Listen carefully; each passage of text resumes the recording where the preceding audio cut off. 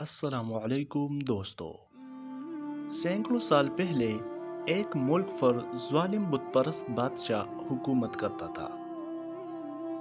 یہاں کے لوگ دیوتاؤں کے بتوں کی پوجا کرتے اور انہی سے مرادیں مانگتے۔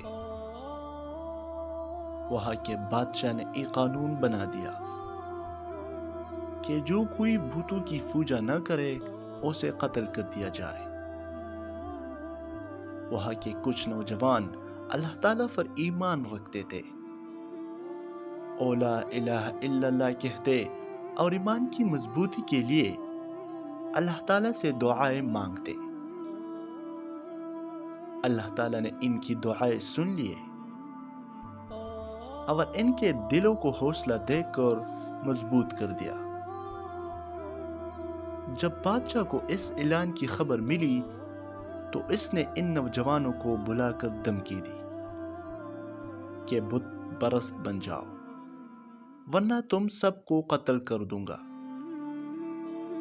اور نوجوان اپنے ایمان پر قائم رہے اور جان بچانے کے لیے شہر سے نکل گئے۔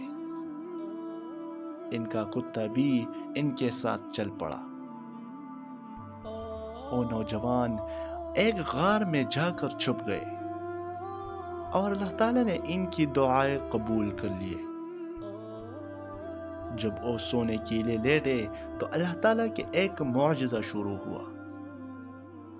ان نوجوانوں کو ایسی نیند آئی کہ وہ 300 سال تک بے خبر سوتے رہے۔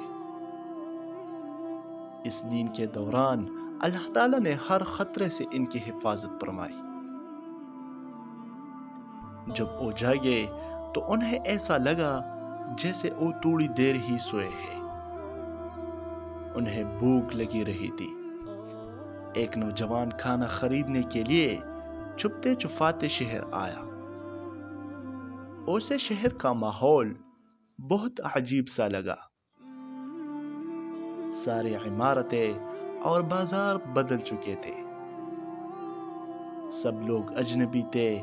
اس کی سمجھ میں یہ نہیں آ رہا تھا کہ اچانک یہ کیا ماجرا ہو گیا ہے۔ اس نے کھانا لیا اور دکاندار کو اپنا سکہ دیا۔ دکاندار نے حیرت سے سکہ دیکھا اور اس سے پوچھا کہ یہ سکہ تم کو کہاں سے ملا ہے؟ نوجوان نے جواب دیا کہ یہ میں نے خود کمایا ہے۔ دکاندار نے کہا، کیا مطلب؟ یہ سکہ تو 300 سال پرانا ہے۔